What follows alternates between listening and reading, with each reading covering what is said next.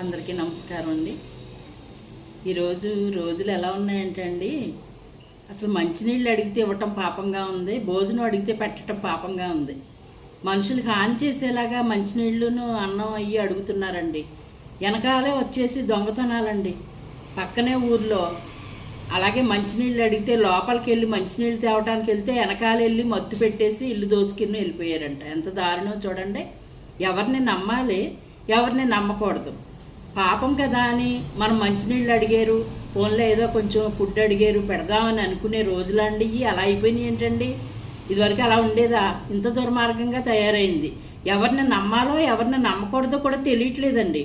అలా లోపలికి వెళ్ళిపోవటం, ఒంటరిగా ఉన్నారని చూడటం, లోపల ఉన్న ఎవరన్నా మత్తు పెట్టేయటం, దోసుకుని వెళ్ళిపోవటం. ఎంత దారుణమో చూడండి.